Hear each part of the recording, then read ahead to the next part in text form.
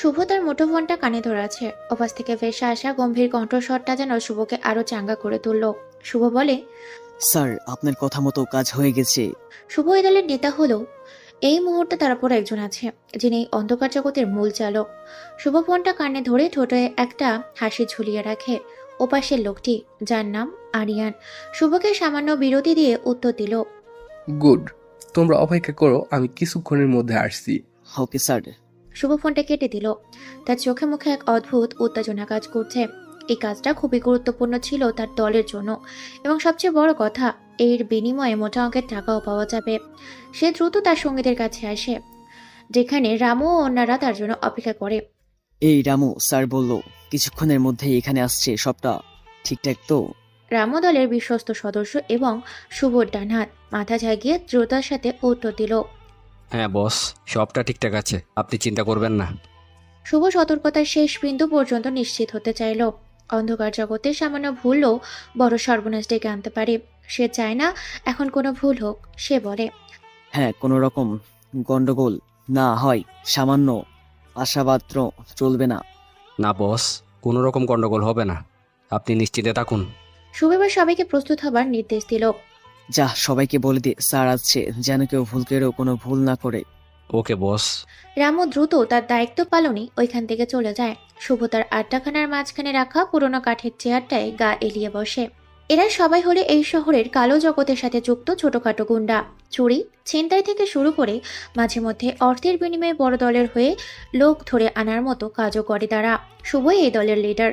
দলের প্রতিটি ছোট বড় সিদ্ধান্ত তারই হাতে। কিন্তু আজ তাদের হাতে ধরা আছে এক মূল্যবান জিনিস, যার বিনিময়ে তাদের জীবনের বদলে যেতে পারে।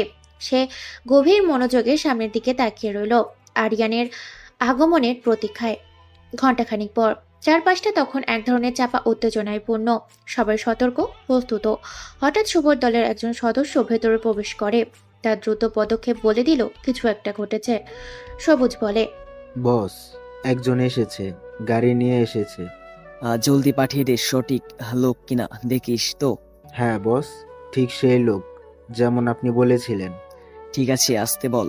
নশপুস দ্রুত মাথা নেড়ে সরে গেল। ওদের কথার মাঝে একজন দীর্ঘকায় সুঠাম দেহের লোক ওদের আড্ডাখানায় প্রবেশ করে। লোকটি পুরোপুরি অচেনা রহস্যময় ভাবে আছে। শুভ সহ সকলেই লোকটার দিকে সোজাসুজি তাকালো। 5 ফুট 11 ইঞ্চি লম্বা, মাথা ভর্তি কোঁকড়ানো কালো চুল। তার মুখটা একটি কালো মাস্ক দিয়ে এমন ভাবে ঢাকা, শুধু চোখ দুটো ছাড়া আর কিছুই দেখা যাচ্ছে না। তার পরনে ছিল একটি দামি কালো শার্ট ও জিন্স, যা তার পেশিবহুল শরীরটাকে আরো আকর্ষণীয় করে তুলেছে। শুভ তখনও নিশ্চিত হতে পারছে না। সে কিছুটা দ্বিধা নিয়েই জিজ্ঞেস করে, আপনি কি? লোকটার চোখে এক ধরনের তাচ্ছিলের হাসি ফুটে উঠল। তার কণ্ঠস্বর সেই একই গম্ভীর ও পরিচিত। ওর নাম আরিয়ান। সে বলে, যার জন্য কাজটা করলে তাকে বলছো আপনি কে? এটা ঠিক মানা যায় না শুভ, এটা আমি আশা করিনি। শুভ শরীরের প্রত্যেকটা পেশি যেন মুহূর্তে সতর্ক হয়ে উঠল। তার সমস্ত দ্বিধা দূর হয়ে গেল। সে আরিয়ানের হয়ে কাজ করেছে। শুভ বলে, আপনি তো তিনি? সে দ্রুত তার আসন ছেড়ে উঠে দাঁড়িয়ে সম্মানে মাথা নত করে আরিয়ানের কাছে। আরিয়ান জানায়, ইয়েস। শুভ নিজের ভুল বুঝতে পেরে খুব দ্রুত ক্ষমা চায় তার কাছে। সরি স্যার, বুঝতে পারিনি। এভাবে মাস্ক পরে থাকায় চিনতে একটু সমস্যা লাগলো। ঠিক আছে, কোনো প্রবলেম নেই। আমি জানতাম তোমার কাজটা ঠিকঠাক করবে।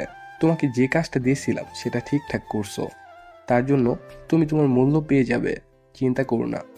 থ্যাঙ্কস স্যার, আমরা সবসময় আপনার জন্য তৈরি। আরিয়ান আর সময় নষ্ট করে না। তার চোখ তখন মূল্য লক্ষ্যের দিকে। সে বলে, এবার বলো আমার জিনিসটা কোথায়? আমি এক মুহূর্ত আর অপেক্ষা করতে রাজি নই। এই রামুনি, আই, তাকে স্যার এসেছে। ওকে বস। রামু দ্রুত ভেতরের একটি ছোট ঘরে চলে যায়। সেখানে একটি মেয়েকে ধরে বেঁধে রাখা আছে। শুভ এবং আরিয়ান নীরবে দাঁড়িয়ে রইল। কিছুক্ষণের মধ্যেই রামু ফিরে আসে, সাথে সেই মেয়েটিকে নিয়ে আসে। দৃশ্যটা এক লহমায় পাল্টে গেল। মেয়েটার মুখটা একটা লাল ওড়না দিয়ে শক্ত করে বাঁধা আছে, আর তার দুহাত পেছনে দড়ি দিয়ে এমন ভাবে বাঁধা যেন সে সামান্য নড়তেও পারবে না। সে মাথা নিচু করেছিল, তার শরীরটা ভয়ে কাঁপছে। এই তো বস, নিয়ে এসেছি একদম সুরক্ষিতভাবে। স্যার, আপনার জিনিস যা আপনি চেয়েছিলেন, এবার তো মুখটা খুলে দে। রামু স্যার দেখবেন। রামু সঙ্গে সঙ্গে মেয়েটার মুখের বাঁধন খুলে দিল। ওড়না সরে যেতেই মেয়েটার মুখটা স্পষ্ট হয়ে ওঠে। তার নিষ্পাপ চোখ দুটো ভয়ে বিস্ফোরিত হয়ে উঠেছে। সে ধীরে ধীরে মাথা তুলল, কিন্তু মেয়েটিকে দেখেই আরিয়ানের এক মুহূর্তের জন্য যেন স্থির হয়ে যায়। তার চোখের অভিব্যক্তি এমনভাবে পাল্টে যায় যেন শুভও কিছুটা অবাক হলো। যেন সে যা আশা করেছিল এটা তা নয়। কি এটা? তোমরা কাকে এনেছো? এই কোন মেয়ে? শুভর হাসি মুহূর্তে মিলিয়ে যায়। সে অপ্রস্তুত হয়ে বলে, কে মানে এ কি বলছেন স্যার? একেই তো আপনি নিয়ে আসতে বললেন। নাম ঠিকানা তো সব আমাদের দেওয়াই ছিল, আমরা তার বাড়িতে গিয়ে তুলে এনেছি। না, এই মেয়ে অন্যজন। যাকে আনতে বলেছিলাম সে এ নয়। শুভের ধৈর্যের বাঁধ ভেঙে যাচ্ছিল। এত কষ্ট করে কাজ করার পর যদি এমন হয় তাহলে তার মজাজ বিগড়ে যাওয়াই স্বাভাবিক। সে বলে, দেখুন স্যার, আমরা আমাদের কাজ করে দিয়েছি, আমাদের টাকা দিয়ে দিন। আর এই মেয়েটাকে নিয়ে আপনি যা ইচ্ছা করুন, তাকে কোথায় রাখবেন, কি করবেন, এটা আপনার ব্যাপার। আমাদের টাকা দিয়ে দিলেই এই ধরনের ভুল তো আপনারাও হতে পারে, নামের সামান্য গড়বড় হতেই পারে। আরিয়ান রেগে শুভর দিকে তাকালো। তার চোখে ছিল ভয়ানক ক্রোধ। তারপর একবার মেয়েটার দিকে তাকায়। সে তখনও ভয়ে কাঁপছে। আরিয়ান এক মুহূর্তে কি যেন ভাবে। সম্ভবত তার মাথায় নতুন কোনো পরিকল্পনা এলো। সে দ্রুত নিজেকে সামনে নিয়ে আস্তে আস্তে বলে, ঠিক আছে, তোমরা তোমাদের টাকা পেয়ে যাবে, চিন্তা করো না। তবে পরের কাজ আর তোমরা পাবে না, কারণ তোমরা আমাকে ভুল জিনিস এনে দিয়েছো। যাই হোক, ক্ষতি যা হওয়ার আমার হবে। এই মেয়ে, চলো আমার সাথে, দ্রুত পা বাড়াও। মেয়েটা এক মুহূর্তের জন্য মাথা তুলে লোকটার দিকে তাকালো। সে মুখে কিছু বলল না, যেন ভয়ে তার কথা বলার শক্তিও ছিল না। সে শুধু চুপচাপ দাঁড়িয়ে থাকলো, নড়েও না। আরিয়ান অধৈর্য হয়ে বলে, কি হলো? কথা শুনতে পাও না? আমি বলছি চলো, 1 মিনিটও দেরি করবে না। এই কথা বলার ঠিক পরেই মেয়েটা যেন শরীরের শেষ শক্তিটুকুও হারায়। তার চোখ দুটো বন্ধ হয়ে গেল এবং সে অজ্ঞান হয়ে মেঝেতে ধপ করে পড়ে যেতে থাকে। আরিয়ান মেয়েটিকে মেঝেতে পড়ে যেতে দেখে দ্রুত তার কাছে আসে এবং তার গম্ভীর কণ্ঠস্বর আরো কিছুটা চড়া হয়ে শুভর দিকে তাকিয়ে বলে, আরে কি হলো? অজ্ঞান হয়ে গেল কেন? কি দিয়েছ ওকে? এই কাজের জন্য শুধু সামান্য কলফ্রমই যথেষ্ট ছিল। শুভ তো ততক্ষণে পুরোপুরি অপ্রস্তুত। সে রামুকে চেপে ধরে বলে, হেই রামু, অজ্ঞান হয়ে গেছে কেন? তোদের কি বলছিলাম? রামু মাথা নিচু করে ইতস্তত করতে করতে বলে, আসলে বস, ওকে অজ্ঞান করার জন্য ড্রাগসের ইঞ্জেকশন পুশ করা হয়েছিল। আমরা ভাবলাম এতে কাজ দ্রুত হবে। আরিয়ান রেগে ফেটে পড়ে। তার চোখ যেন আগুন জ্বলছে। সে যেন নিজের কানকেও বিশ্বাস করতে পারছে না। তার পরিকল্পনা সামান্য ভুলের জন্য বড় ধরনের বিপর্যয়ের মুখে পড়তে পারে। হোয়াট? তোমরা কি পাগল? কলফ্রম দিয়ে করলেই তো হতো, ড্রাগস দিয়েছো মেয়েটাকে। ধারণা আছে তোমাদের এতে মেয়েটার কি ক্ষতি হতে পারে? নাকি আমাকে বিপদে ফেলার চেষ্টা করছো? শুভ এবার নিজেকে সামনে নেয়। তার রাগ গিয়ে পড়ে আরিয়ানের উপর। সে দেখে আরিয়ান তার দলের ওপর অতিরিক্ত খবরদারি করছে।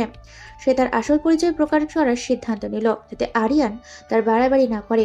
এই স্যার, বেশি জ্ঞান দেবেন না, ভালো হবে না। আমরা কিন্তু ভালো লোক নয়, আপনাদের অবস্থা খারাপ করে দেব। আমাদের সাথে অনেক বড় মাফিয়াদের যোগাযোগ আছে, জানেন। শুভ সরাসরি হুমকি দিল। সে নিশ্চিত ছিল যে এই হুমকিতে যে কোনো অচেনা লোককে শুভ ভয় দেখাতে যথেষ্ট। আরিয়ান শান্তভাবে শুভর দিকে তাকায়। তার মুখে কোনো ভয়ের ছাপ ছিল না, বরং একটা তাচ্ছিলের হাসি ফুটে ওঠে। কাদের কাদের সাথে আসে শুনি, নাম বলো। ব্ল্যাক ওয়ার্ল্ডের সাথে আমার সম্পর্ক আছে, জানেন। আমাদের বস সরাসরি তাদের সঙ্গে কাজ করে। ও তাই নাকি? হ্যাঁ, সুতরাং আমাদের কাজ এবং প্রত্যেকদিন নিয়ে বলার আগে নিজের পরিচয় দিন। আরিয়ান তখন মাস্কের আড়াল থেকেও হাসে। তার হাসিটা ছিল অত্যন্ত রহস্যময়। সে বলে, আমি কি জানো? কে আপনি? পরিচয় দিন দ্রুত। আরিয়ান এবার তার কণ্ঠে পূর্ণ কৃতজ্ঞ ফুটিয়ে তুলে চরম সত্যতা প্রকাশ করে। সে জানায়, ব্ল্যাক ওয়ার্ল্ড দলের লিডারের ভাই আমি। কথাটা শুনে শুভ এবং তার দলের প্রত্যেকটা সদস্য পাথরের মূর্তির মতো দাঁড়িয়ে গেছে। তাদের চোখ বিস্ফোরিত হয়ে উঠল। প্ল্যান কোয়াডের নাম এই অন্ধকার জগতের প্রত্যেকটা গুন্ডা এক নামে চেনে। তাদের লিডারের ভাই এখানে তাদের সামনে। শুভ শরীর ঠান্ডা স্রোত হয়ে গেল। আপনি ব্ল্যাক ওয়ার্ল্ডের দলের লিডার ভাই? তার কণ্ঠে তখন আর কোনো ঔদ্ধত্য ছিল না, ছিল শুধু চরম বিস্ময় আর ভয়। আরিয়ান হেসে বলে, তাই আমাকে এসব ভয় দেখিয়ে লাভ নেই। তোমাদের সামান্য ক্ষমতা আমার কাছে কিছুই না। শুভ সঙ্গে সঙ্গে হাঁটু মুড়ে বসার মতো ভঙ্গি করে বলে, সরি স্যার, আমাদের ভুল হয়ে গেছে, আমরা বুঝতে পারিনি, আমাদের ক্ষমা করে দিন। আরিয়ান আর কথা বাড়ায় না। সে দ্রুত মেঝেতে পড়ে থাকা মেয়েটির কাছে যায়। সে আলতো করে মেয়েটি ঘুরে তুলে নিল। তার দৃঢ় হাতে মেয়েটিকে যেন সুরক্ষিত। সে বলে, ঠিক আছে, যা হবার হয়েছে। এবার তোমরা তোমাদের প্রাপ্য টাকা নিয়ে এখান থেকে বিদায় হও, আর ভবিষ্যতে আমার কোনো কাজে তোমাদের আর দরকার নেই। আরিয়ান মেয়েটিকে কোলে তুলে নিয়ে দ্রুত ওখান থেকে বেরিয়ে যায়। আরিয়ান চলে যেতেই শুভ হাঁপ ছেড়ে বাঁচে। সে সঙ্গে সঙ্গে রামুকে দেখে সে কখনো ভয়ে কাঁপছে। রামু বলে, বস, এটা কি হলো? এত বড় দলের লিডারের ভাই আমাদের মতো সাধারণ গুন্ডাদের দিয়ে কাজ করালো। এটা কেমন বিচার? এটাই হচ্ছে ব্ল্যাক ওয়ার্ল্ডের দলের কাজ করা। নিজেরা কোনো বড় কাজ করে না, ছোটদের দিয়ে করাই। ওরা ছায়া হয়ে কাজ করে, আর সম্পন্ন কেউ ওদের লিডারকে দেখেনি। কোনো পুলিশ আজ পর্যন্ত ওকে ধরতে পারেনি। হেভি চালাক তো, এদের থেকে সাবধানে থাকতে হবে। হ্যাঁ, অনেক পুলিশ কেস আছে এদের বিরুদ্ধে, কিন্তু একটা ওদের কোনো লোক ধরা পড়েনি। খুব চালাকির সাথে নিজের ফ্লাস সফল করে ব্ল্যাক কিং। বস, আমি তো ব্ল্যাক কিং এর ফ্যান হয়ে গেলাম। এমনভাবে কাজ করতে পারলে তো আর চিন্তা নেই। অনেক কাহিনী। আজ ব্ল্যাক কিং এর কোনো কাজ করার পর কোনো শত্রু ছেড়ে যায় না, তাই কেউ এখনো তাকে ধরতে পারেনি, আর পারবেও না। ওইদিকে আরিয়ান মেয়েটিকে নিয়ে তার বিলাসবহুল বাড়িতে চলে আসে। বাড়িতে প্রবেশ করতেই সে দেখে তার সকল সার্ভেন্ট অবাক চোখে তার দিকে তাকিয়ে আছে, কারণ আরিয়ান কখনোই এইভাবে কোনো মেয়েকে কোলে করে আনেননি। আরিয়ান একজন সার্ভেন্টকে ডেকে বলে, তিশা। তিশা দ্রুত এগিয়ে এসে বলে, বলুন স্যার। গেস্ট রুমটা খুলে দাও, আর কেউ দ্রুত ডক্টরকে ফোন করো এখনই। আরিয়ান দ্রুত গেস্ট রুমে গিয়ে মেয়েটিকে শুইয়ে দিল। মেয়েটি তখনও গভীর ঘুমে অচেতন। কিছুক্ষণের মধ্যেই ডক্টর চলে আসে। ডক্টর, দেখুন মেয়েটাকে দ্রুত। আরিয়ান এবার তার মাস্কটা খুলে ফেলল। ডক্টর তাকে দেখে চমকে ওঠে। ডক্টর বলে, আরিয়ান, তুমি? কি হয়েছে মেয়েটার? এ কে? মেয়েটাকে ড্রাগস ইঞ্জেকশন দেওয়া হয়েছে তাকে অজ্ঞান করার জন্য। দেখুন কোনো বিপদ হবে না তো? ডক্টর এবার আরিয়ানের দিকে তাকালেন। তিনি আরিয়ানের চোখে স্পষ্ট চিন্তার ছাপ দেখতে পাচ্ছে। আরিয়ান চায় না যে কোনো নিরাপদ মানুষ তাদের কারণে ক্ষতি হোক। এর থেকেও বড় চিন্তা, তার ভাই তুর্য এই কথা জানতে পারলে প্রচণ্ড রেগে যাবে। আরিয়ানের ভাই তুর্য একজন মাফিয়া জগতের সম্রাট। আরিয়ান এই ধরনের ভুল তাকে বিপদে ফেলবে। আরিয়ান দাঁড়িয়ে দাঁড়িয়ে উসখুস করছে। হঠাৎ একটি গম্ভীর পুরুষালী কণ্ঠস্বর শোনা যায়, যা পুরো ঘরকে স্তব্ধ করে দিল। কি হয়েছে এখানে এত রাতে? ডক্টর কেন? আরিয়ান চমকে তাকালো পেছনে। সে দেখলো তার ভাই তুর্য এসেছে। তুর্য 6 ফুট লম্বা, গায়ের রং উজ্জ্বল ফর্সা, একদম বিদেশিদের মতো। তার চোখের মনি গাঢ় বাদামি রঙের, জিম করা 6 প্যাক বডি। তুর্য তখন হাসে, তার গালে টোল পড়ে, আর তার সেই টোল পড়া গালের হাসিতেই হাজারো মেয়ে ফিদা। তুর্য একজন বড় বিজনেসম্যান, পাশাপাশি মাফিয়া জগতের বেল্যাং কিং। আরিয়ানও দেখতে অনেকটা তুর্যর মতোই, তবে তার গালে টোল পড়ে না। সব মেয়েদের ড্রিম বয় তারা যে মাফিয়া জগতের সাথে যুক্ত, এটা তারা ছাড়া কেউ জানে না। আসলে দাদা ভাই। তুর্য ওকে চুপ করতে বলে ডক্টরকে জিজ্ঞেস করে, কি হয়েছে বলুন ডাক্তার। ড্রাগস দেওয়ার জন্য অজ্ঞান হয়ে গেছে। চিন্তার কিছু নেই, কিছুক্ষণের মধ্যে জ্ঞান ফিরে আসবে। আমি ইঞ্জেকশন দিয়ে দিয়েছি, এখন শুধু অপেক্ষা। ও আরিয়ান, ডক্টরকে এগিয়ে দিয়ে আয়। চলুন ডক্টর। আরিয়ানা ডক্টর রুম থেকে চলে যায়। তুর্য ঘর থেকে বেরিয়েই যাচ্ছিল, কিন্তু হঠাৎ কি যেন ভেবে সে পিছন ঘুরে মেয়েটির দিকে তাকায়। মেয়েটিকে ভালো করে দেখে সেও অবাক হয়। এ কে? আরিয়ান তো কখনো এমন কাজ করে না। কাকে এনেছে সে? তুর্য ভালো করে মেয়েটাকে দেখতে থাকে। মেয়েটার হাইট হবে প্রায় 5 ফুট 2 ইঞ্চি। সে বেশ রোগা, গায়ের রং ফর্সা, ঠোঁট দুটো গোলাপি, এলোমেলো চুল, আর তার ঘুমন্ত নিষ্পাপ মুখ দেখে তুর্যর মনে এক অদ্ভুত অনুভূতি হতে লাগলো। এই অনুভূতিটা তাকের কাছে সম্পূর্ণ নতুন। সে দ্রুত নিজেকে সামলে নেয়। সে আর এক মুহূর্ত ওখানে না দাঁড়িয়ে দ্রুত ওখান থেকে চলে যায়। আরিয়ান ডক্টরকে এগিয়ে দিয়ে সে সোজা তার দাদার কাছে আসে। দাদা ভাই আসবো। আয়। তুর্য আরিয়ানকে একটা প্রশ্ন করে। আরিয়ান তুর্যর দিকে ঢুকিলে তাকায়। সে যেটা ভয় করেছিল সেটাই হলো। তুর্য তাকিয়ে আছে তার ছোট ভাই আরিয়ানের দিকে। সে প্রশ্ন করে, কি হলো? চুপ করে আছিস কেন বল। আসলেই ভাই, আমি মিস্টার মাহিন চৌধুরীকে মেয়েকে তুলে আনতে বলেছিলাম, কিন্তু লোকগুলো ভুল করে এই মেয়েটাকে তুলে এনেছে। সেটা বুঝলাম, ভুল হয়েছে, কিন্তু তুই মেয়েটাকে এই বাড়িতে নিয়ে এলি কেন? তোর জন্য। আমার জন্য? হ্যাঁ ভাই, তুই তো বলেছিস একটা মেয়ে সেক্রেটারি দরকার, তাই ভাবলাম মেয়েটাকে যদি কাজের মতো হয় ট্রেন করে নেওয়া যাবে, মানে গিফটের বাস্কেটের মতো ভাবো। তুই এখন যা এখান থেকে। আরিয়ান অবাক হয়ে গেল। ভাই ওকে কিছু না বলে চলে যেতে বলল, কিন্তু কিভাবে? এটা ওর মাথায় ঢুকছে না। তবে তুর্যের রাগ সম্পর্কে আরিয়ান ভালোই ধারণা আছে। ভাইয়ের কিছু না বলে চলে যায় আরিয়ান। তুর্য ঘরের দরজাটা বন্ধ করে বারান্দায় গিয়ে দাঁড়ায়। সিগারেট ধরায় টান দিল সে।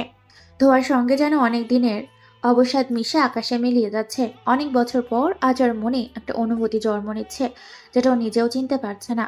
ছোটবেলায় থেকে অবহেলায় বড় হওয়া মানুষটা ভালোবাসা বলতে কিছুই জানে না। অবহেলা, একাকিত্ব আর ক্ষমতার নেশায় তৈরি হয়েছে মাফিয়া কিং তুর্য রহমান। কিছুক্ষণ পর আরিয়ান নিজের রুমে এসে বসাচ্ছে, তখন এক সার্ভেন্ট মেয়ে এসে দরজায় কড়া নাড়ে। আরিয়ান ঘুরে তাকাতেই মেয়েটি বলে, স্যার, মেয়েটার জ্ঞান ফিরেছে। ও আচ্ছা, ঠিক আছে, আমি যাচ্ছি। ভাই, কোথায়? স্যার, নিজের রুমেই আছেন। আচ্ছা, তুমি যাও। আরিয়ান রুম থেকে বের হয়ে গেস্ট রুমের দিকে হাঁটা ধরে। ভেতরে ঢুকে দেখে মেয়েটি বিছানায় এক করে জড়ো হয়ে বসে আছে, চোখে স্পষ্ট ভয়। হ্যালো। আরিয়ান সোজা মেয়েটার সামনে এসে দাঁড়ায়। মেয়েটি চমকে তাকায় আরিয়ানের দিকে, চোখে মুখে আতঙ্ক লেগে আছে। আরিয়ান আবার বলে, ভয় পেও না, আমি তোমার কোনো ক্ষতি করব না। তোমার নাম কি বলবে? ফাবিয়া। সুন্দর নাম। কি করো তুমি? পড়াশোনা করি, অনার্স 3rd ইয়ার, গার্লস হোস্টেলে থাকি। তোমার বাবা মা? কেউ নেই আমার। ও, তাহলে একা লড়ছো জীবনের সঙ্গে। হ্যাঁ, বলা যায় তাই। আচ্ছা, তুমি ওদের জায়গায় কিভাবে গেলে? আমি কলেজ শেষে হোস্টেলে ফিরছিলাম। কয়েকজন গুন্ডা আমাকে জোর করে গাড়িতে তুলে নেয়। তাদের একজন আমার কাঁধে কিছু একটা ফুটিয়ে দেয়, তারপর আমি অজ্ঞান হয়ে যাই। ও, কিন্তু আপনি কে, আর আমাকে এখানে কেন এনেছেন? আমি আরিয়ান, তুর্য রায়হানের ছোট ভাই। কি? সেই তুর্য রায়হান? মানে যার পেছনে অর্ধেক শহরের মেয়েরা পাগল? ফাবিয়ার মুখের কথা শেষ হতে সে নিজে থেমে গেল, মুখে লজ্জার ছাপ দেখা যায়। হ্যাঁ, সেই তুর্যই।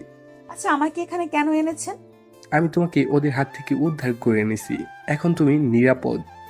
এখানে কেউ তোমাকে ছুঁতে পারবে না। ধন্যবাদ। আচ্ছা, আমি কি এখন ফিরে যেতে পারি?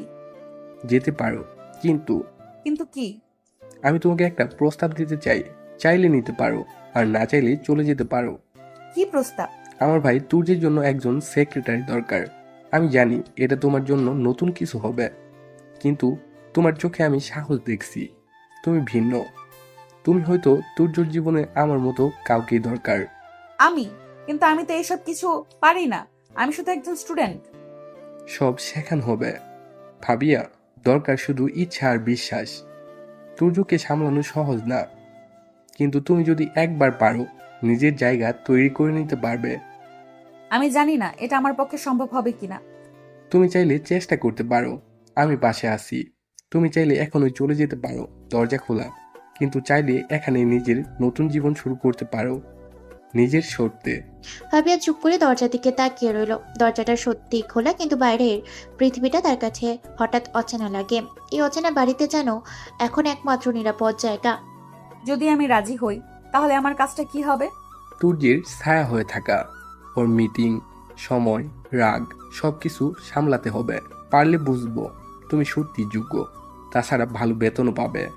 আমি চেষ্টা করব। ভালো, এখন বিশ্রাম নাও। আমি তুর্যকে জানাবো তুমি জেগে উঠেছো। আরিয়ান রুম থেকে বেরিয়ে যায়। ফাবিয়া একা বসে থাকে।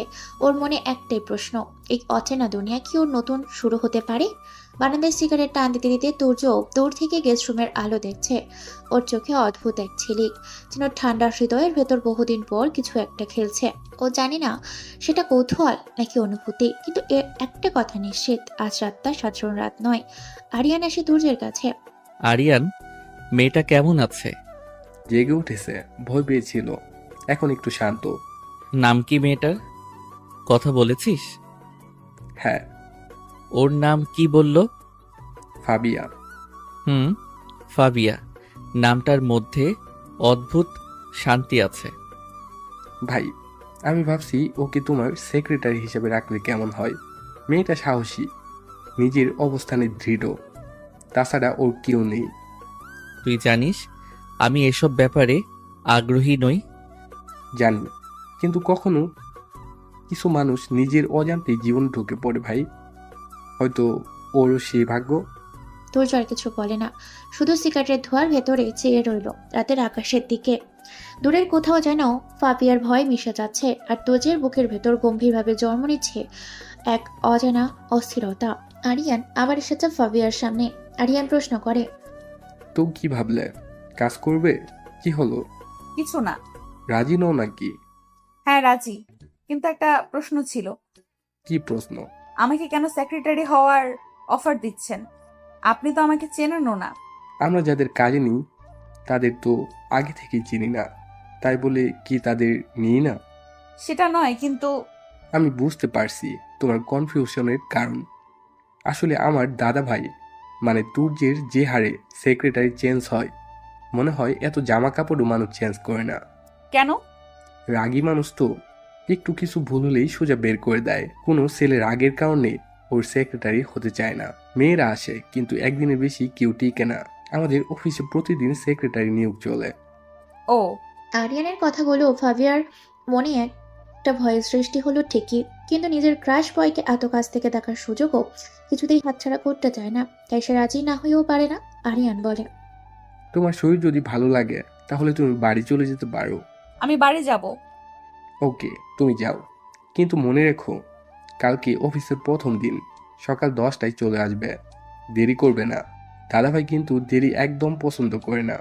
ঠিক আছে। ফাবিয়া আরিয়ানের থেকে বিদায় নিয়ে চলে যায়। পরদিন সকাল, খাবার টেবিলে ওরা দুই ভাই বসে আছে। আরিয়ান, আজকে সেক্রেটারি নতুন কাউকে ঠিক করেছিস তো? ভাই। কাদেরকে ধরে আনো কে জানে, একটাও ঠিক মতো কিছু করতে পারে না। এবারও যদি কোনো ভুলভাল কাউকে সেক্রেটারি করো, এবার আমি তোমাকে বের করে দেব, বলে দিলাম। এবার কোনো ভুল নয়, একদম ঠিক জনকে নিয়োগ করছি। ঠিক হলেই ভালো, না হলে তোমার কপালে দুঃখ আছে। তুর্য ব্রেকফাস্ট করে চলে যায়। আরিয়ান খাবার টেবিলে বসে তুর্য চলে যাওয়ার দিকে তাকিয়ে বলে, আল্লাহ গো, এবার যেন দাদা ভাইয়ের সেক্রেটারি পছন্দ হয়, না হলে আমি শেষ। অফিসে এসে দুই ভাই, ঘড়ির কাঁটা 10:10। আরিয়ান তুর্যের কেবিনের সামনে দাঁড়িয়ে পায়চারি করছে আর তর্ক দিয়ে নাক কাটছে। ও এতটাই চিন্তিত মনে হচ্ছে সেই নখটাই খেয়ে ফেলবে। ম্যানেজার, একটা মেয়ে আসার কথা, নাম ফাবিহা। মেয়েটা আসলো অফিসে? না স্যার। ও, আরিয়ান খালি পায়চারি করছে। এর মাঝে পিয়ন এসে বলল, আমাকে আমার দিন শেষ। তাড়াতাড়ি যান, আবার রেগে যাবেন উনি। দোয়া করবেন আমার জন্য, যাতে আমি উপরে গিয়ে জান্নাতবাসী হতে পারি। আমিন, এবার যান। আরিয়ান এগিয়ে যায়। দরজার কাছে দাঁড়িয়ে ভয়ে ভয়ে দরজা খুলে বলল, may I come in? No, ওখানেই দাঁড়িয়ে থাকো তুমি। কেন? আবার বলছো কেন? তোমাকে বের করে দেইনি, তোমার ভাগ্য ভালো। দাদা ভাই, তোমার নিয়োগ করা মানুষটা কোথায়? একদম পারফেক্ট, তাই না? এই তার পারফেক্টের নমুনা। 10:15 হয়ে গেল, এখনো পাত্তা নেই। আরিয়ান কিছু বলে না, কারণ ওর কথা বলার মতো মোজ নেই। তুর্য আবার বলে, আমার না রাগ উঠছে, তুমি এখান থেকে যাও। দাদা ভাই। যাও এখান থেকে। আরিয়ান চুপচাপ চলে যায়। তুর্য চেয়ারে বসে কাজ করতে থাকে। কিছু সময় পর আরিয়ান আবার দরজায় টোকা মারে। কে? আমি। আবার এসেছো কেন? রেগে আসো আমার উপর? তুমি যাও এখান থেকে, না হলে মাইর খাবে। তুর্য আবার চলে যায়। কিছুক্ষণ পর আবার দরজায় টোকা পড়ে। তুর্য বিরক্ত হয়ে বলে, তুমি কি আমার হাতে মাইর খাবে এখন? তুর্য কথাটা বলে দরজার দিকে তাকিয়ে দেখলো কেউ নেই। ও আবার কাজ করতে থাকে। 2 মিনিট পর মে আই কাম ইন? কারো কণ্ঠ শুনে আরিয়ান মাথা তুলে তাকিয়ে সামনে মানুষটাকে দেখে থমকে গেল।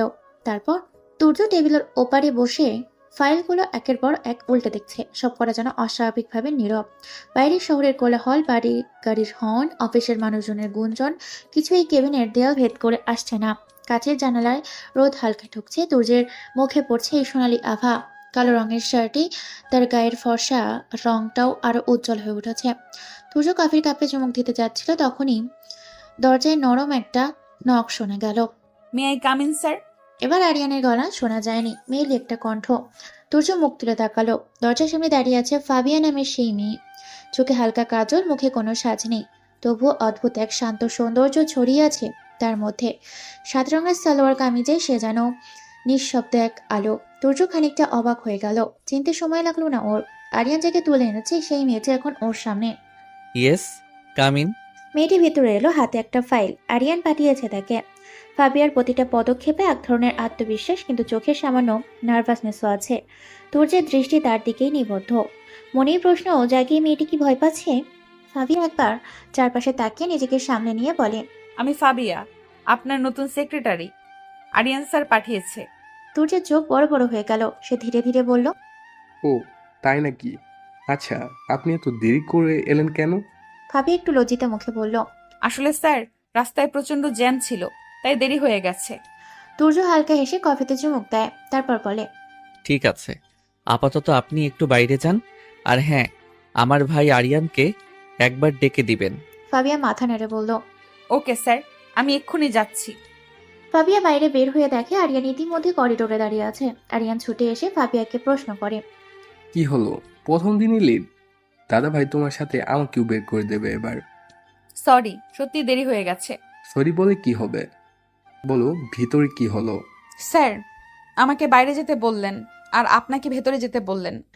আরিয়ান একটু থমকে যায়, যা ভয় পাচ্ছে তাই যে হচ্ছে। তুর্য আবার কি ভাবছে কে জানে। সে বলে, বাহ, শুরুটাই বুঝি বিপরীত দিক থেকে হলো। ফাবিয়া কিছুই বুঝতে পারে না। আরিয়ান দ্রুত আসে। আরিয়ান কেবিনে ঢুকে মুখ গম্ভীর করে বসে তুর্যের সামনে। তুর্য তাকায় না ওর দিকে, শুধু বলল, ওটা কাকে নিয়োগ করেছিস তুই? সরি ভাই, ভুল হয়ে গেছে, এবারের মতো মাফ করে দে। ওকে। তুর্য শান্তভাবেই বলল কথাটা। আরিয়ান একটা স্বস্তির নিঃশ্বাস ফেলে, কিন্তু সঙ্গে সঙ্গে আবার বলে, আমি মেয়েটাকে এখনই বের করে দিচ্ছি, তোর চিন্তা নাই, সরি আর হবে না। তুর্য চোখ তুলে তাকালো এবার আরিয়ানের দিকে, তারপর বলে, কোথায় যাচ্ছিস? ফাবিয়াকে বের করতে। আমি বলেছি বের করতে। মানে? মানে মেয়েটা থাকবে, ওকে সব কাজগুলো ভালোভাবে বুঝিয়ে দে, যাতে কোনো ভুল না হয়, ঠিক আছে? আরিয়ান থমকে গেল, মুখে হালকা লজ্জা ভাব। সে বলে, ওকে। সে কেবিন থেকে বের হয়ে এলো, মুখ ভার হয়ে গেছে, যেন হার মেনে ফেলা কারোর মতো হাঁটছে সে। ম্যানেজার পাশেই দাঁড়িয়েছিল। আরিয়ানের মুখ দেখে জিজ্ঞেস করে, কি হলো স্যার? যা হবার তাই হলো। মানে? ফাবিয়া এখন থাকবে, নতুন কাউকে দরকার নেই। বুঝেছি, তুর্য স্যারের মন কেড়ে ফেলেছে মনে হয়।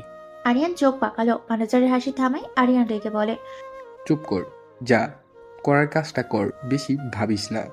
দিনের বাকি সময়টা ফাবিয়া একটানা কাজ করে গেল। তুর্য মাঝে মাঝে নির্দেশ দিচ্ছে, কিন্তু তার দৃষ্টির মাঝে একটা অনিশ্চিত নরম ভাব আছে, যেন প্রতিবার ফাবিয়ার দিকে তাকালে নিজের ভিতর কিছু নড়ে ওঠে। আরিয়ানের দিকে প্রশ্নসূচক দৃষ্টিতে তাকিয়েছে ম্যানেজার। আরিয়ান বলে, কারণ ফাবিয়াই থাকবে এখন। এ নয় হ্যাঁ। ফাবিয়া, চলো তোমাকে সব কাজগুলো বুঝিয়ে দিই। ফাবিয়া আর আরিয়ান চলে যায়। ম্যানেজার হাঁ করে দাঁড়িয়ে থাকে, কারণ এমনটা সে প্রথমই দেখেছে। ম্যানেজার মাথা চুলকে নিজেই নিজেকে বলে, কি হলো এটা? তুর্য স্যার মেয়েটা দেরি করে আসা সত্ত্বেও তাকে রেখে দিলেন, ব্যাপারটা কি হলো? কয়েকটা দিন এইভাবেই কেটে যায়। ফাবিয়া মন দিয়ে কাজ করছে, অফিসের পরিবেশের সাথে মানিয়ে নিয়েছে বেশ ভালোভাবেই। আরিয়ান আর ফাবিয়ার মাঝে একটা দারুণ বন্ধুত্বপূর্ণ সম্পর্ক গড়ে উঠেছে। তারা দুজন প্রায় সারাদিনই নিজেদের মধ্যে টুকটাক গল্প করে, হাসাহাসি করে। তবে অফিসের বস তুর্য, সে যেন বরাবরই এক অচেনা রহস্য। ফাবিয়ার সাথে দরকার ছাড়া কোনো কথাই বলেনি সে। আর সেই কারণেই অফিসের অন্য কর্মচারীরা সবাই অবাক, কারণ এটাই প্রথমবার যে কোনো সেক্রেটারি, তাও আবার একজন মেয়ে, এতগুলো দিন ধরে এই অফিসে কাজ করে যাচ্ছে। তুর্য সাধারণত কারোর ক্ষেত্রে এত নরম হয় না। হ্যাঁ বলুন। এই ফাইলটা স্যারের সাইন লাগবে। স্যার আজ অফিসে আসবে না, তাই বাড়িতে গিয়ে সাইনটা করিয়ে আনতে হবে। আমাকে বলছেন কেন? তোমাকে বলবো না তো কাকে বলবো? তুমিই তো যাবে স্যারের বাড়ি। আমাকে যেতে হবে? হ্যাঁ, গাড়ি নিচে রেডি আছে, যাও।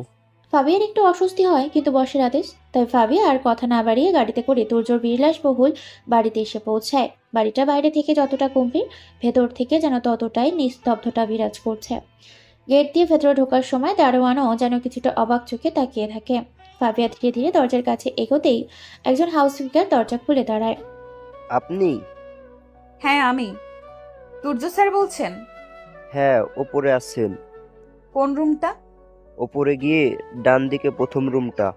ফাবিয়া ফাইলটা হাতে নিয়ে সিঁড়ি বেয়ে ওপরে উঠে যায়। সে সোজা তুর্যের রুমে প্রবেশ করে দেখে কেউ নেই। রুমের ভেতর চোখ বুলিয়ে ফাবিয়া আরো বেশি অবাক হয়। গোটা ঘরটা কেবল ব্ল্যাক কালারের ডেকোরেশন করা, কালো দেওয়াল, কালো আসবাবপত্র, এমনকি ঘরের পর্দাগুলোও কালো। ফাবিয়া নিজের মনে বিড়বিড় করে বলে, বাবা গো, সবটা ব্লক। মনে হচ্ছে কোনো রুমে নয়, একটা অন্ধকার জগতে এসে পড়েছি। ফাবিয়া এদিক ওদিক খুঁজে দেখে, কিন্তু স্যারের কোনো চিহ্ন নেই। কোথায় গেলেন স্যার? আমি বরং নিচে চলে যাই। ফাবিয়া রুম থেকে বের হবে, ঠিক তখনই দরজার সামনে কারোর সাথে সজোরে ধাক্কা লাগে তার। ধাক্কার চোটে ফাবিয়া মেঝেতে পড়ে যেতে গেলে মুহূর্তের মধ্যে কেউ একজন তাকে ধরে নেয়। ফাবিয়া চোখ তুলে দেখায়, সামনে তুর্য দাঁড়িয়ে, তার গোটা শরীর ভিজে, দেখে মনে হচ্ছে এই মাত্র গোসল করে এসেছে। দূর থেকে টপটপ করে পানি ফাবিয়ার মুখের ওপর পড়ছে। ফাবিয়া দেখে তুর্য এক দৃষ্টিতে তার দিকে তাকিয়ে আছে, জানো এই পৃথিবীর কোনো কিছুরই খেয়াল নেই তার। তুর্যর এই ভিজে শরীর আর চোখের স্থির চাহনি দেখে ফাবিয়ার বুকের ভেতর একটা অদ্ভুত তোলপাড় শুরু হয়। খুব ধীরে বলে, স্যার। ফাবিয়ার ডাকে তুর্যের ধ্যান ভাঙে, সেও সম্মতি ফিরে পায়। দ্রুত হাতে ফাবিয়াকে সোজা করে দাঁড় করিয়ে দেয় সে। তুমি এখানে? একটা ফাইলে সাইন করানোর ছিল, আপনি আসুন, আমি নিচে গিয়ে বসছি। ফাবিয়া তাড়াতাড়ি ওখান থেকে চলে যায়। বেচারি এখনো সেই আকস্মিক ধাক্কা আর তুর্যের সেই অন্যরকম লুক দেখে পুরো শক্ট হয়ে আছে। তুর্যের এমন চাহনি তার কাছে সম্পূর্ণ অপ্রকাশিত ছিল। ওইদিকে তুর্যও কেবল একটা ঘোর লেগেছিল ফাবিয়ার চোখের দিকে। কেন এমন হলো সেই কারণটা তারও অজানা। ওইসব কথা মাথা থেকে ছেড়ে ফেলে রেডি হয়ে এসে নিচে যায়। তুর্য নিচে গিয়ে দেখলো আরিয়ান আর ফাবিয়া হেসে হেসে কথা বলছে। ওদের এই স্বাভাবিক বন্ধুত্বপূর্ণ সম্পর্ক দেখে তুর্যের বুকের ভেতর একটা চিনচিন করা রাগ অনুভব হয়। আরিয়ান, এখানে কি করছিস? ফাবিয়ার সাথে একটু আড্ডা মারছিলাম। কাজ নেই তোর?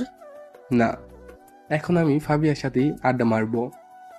যা ইচ্ছা কর। তুর্যর আগে মুখ ফিরিয়ে চলে যেতেই যাচ্ছিল, ঠিক তখনই ফাবিয়া তাকে ডাক দেয়। স্যার দাঁড়ান। ফাবিয়ার কথা শুনে তুর্য থেমে যায়। তুর্য ঘুরে তাকায় ফাবিয়ার দিকে। কি বলো?